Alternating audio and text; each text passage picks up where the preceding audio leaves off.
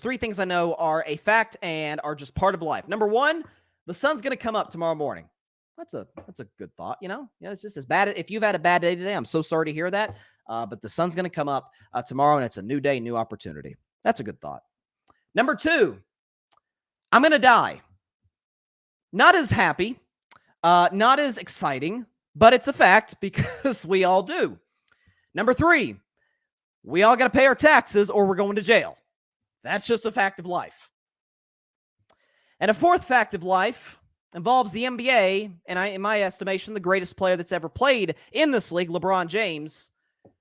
We are 21 seasons in, and a LeBron James-led team cannot survive when he's off the floor.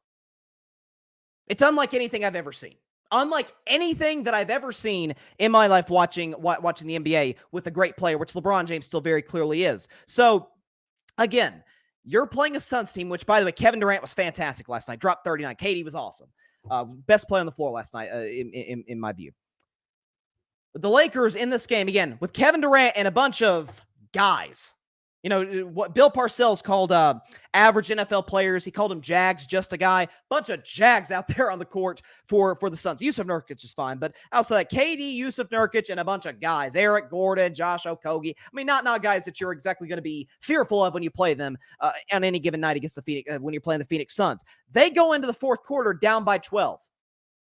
Now, this is significant, not just because of the guys that Phoenix is missing, but because of the fact that coming into this game and even coming out of the Denver game, which I'm not going to put much in that loss. The Lakers were supposed to lose to the Nuggets. Nuggets are the best team in the league right now, in my view. They're just on a different level than everybody else. I'm not going to hold that against the Lakers too bad. Denver is ring night. Denver was supposed to win that game. But after that game, remember Darvin Ham said we're going to have LeBron on the whole 28 to 30 minutes restriction. Yeah, that lasted all of one game. Because this was not a must-win. You had to get this game if you're the Los Angeles Lakers. You see that it's game 2 of 82. Because long way to go the rest of the season. But you lose to Denver, okay, that you kind of chalk that one up as, okay, they were just better than us in that night, whatever.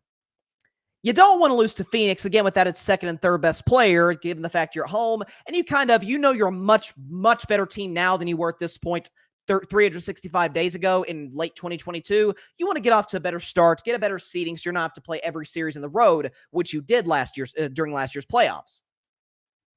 They felt it was so important, to me, rightfully so, that they said, hey, LeBron, hey, we're in 7 quarters of play, we are a minus 36 with you on the bench. Hey, Bron, could you come in and help us out, buddy? Oh, and help out he did. 3 straight clutch shots at the end of the game. 3 straight drives to the basket to essentially seal the deal for the Lakers. By the way, LeBron James, if I could pull up the stat now, LeBron James in his illustrious career has now hit an NBA record 845 clutch shots, but I could have sworn the narrative was LeBron was not clutch. Anyways, Lakers are minus 36 with him off the floor. Denver, that's one thing. A Suns team that lacks chemistry, doesn't play defense, and is missing its second and third best player, that's quite another. Now, does this mean I don't buy into Lakers as championship contenders? Of course I believe in them. Really, my biggest concern is Darvin Ham and whether or not he's able to make the adjustments, which he very clearly was not able to make in the Western Conference Finals. I think the Lakers won against Memphis and against Golden State in spite of him. The roster's excellent. Again, I obviously LeBron, we know what he's capable of. Anthony Davis every other night is great. Austin Reeves is a great number 3. You have size with obviously AD's there. You've got Christian Wood there. You got Jackson Hayes there. You got some shooters like Taurean Prince. Like you've got some guys there that are capable of making shots, playing defense. The Lakers are a very well-constructed basketball team. Gabe Benson, I really love that addition for the Miami Heat. I'm not saying I'm 2 games a year, I'm selling my stock in the Lakers. But we're back to square one. All those years in Cleveland when LeBron was at his peak apex, clearly best player in all of basketball, and even when they had Kyrie, Kevin Love, LeBron go to the bench, it's like, okay, Just hang, just don't give up. Don't give up too much of the lead. Just give me a chance to come in with a little bit of a cushion, and I could take us home. And even that last year in Miami, when D-Wade was out of his prime, Chris Bosh was out of his prime, it was a very old roster in Miami, and LeBron was really the only guy in that team of note that was in his prime, and he kind of had to carry that group. That's understandable.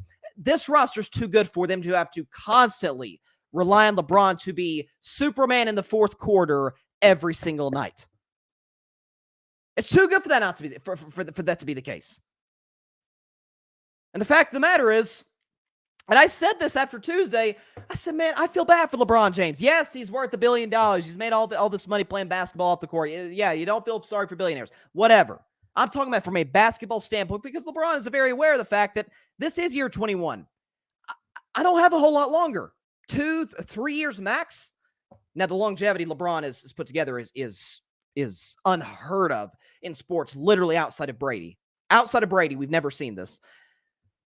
But he's got to be thinking, you've got to be kidding. I mean, I'm going to be 39 years old. I'm going to be 39 years old. This is one of the best rosters, if not the best roster I've ever had in my career since the 2016-17 Cavs. And they need me to be great in the fourth quarter. And obviously LeBron said he doesn't want to be in the minutes restriction. He'd like to not have to carry the burden. He'd like that to be Anthony Davis's. He'd like to be the guy to average 20 and 7 or 8 assists, get the ball out of the guys, kind of control the offense, make it in his own image to a certain extent, and sort of be the de facto point guard to a certain point forward to a certain extent, which I think LeBron is at his best when doing. Right now, can't do that. Again, good news for the Lakers. They do have 80 games to correct this, but I saw that last night. I'm like, okay, they're going to have to get this lined up. New pieces, so maybe you're working those into the lineup a little bit, but they're going to need to get that straightened out. But I'm watching. I'm like, you have got to be kidding me. You've got to be kidding me with this team and this guy. They're taking this guy for granted. And for their sake, give me an interesting, very interesting next couple 2 to 3 months moving forward. Thanks so much for watching the show on YouTube, and be sure to go click that big red subscribe button and check out the other clips and full shows from Carving It Up Live, as well as our other incredible content creators here on the Grid Network.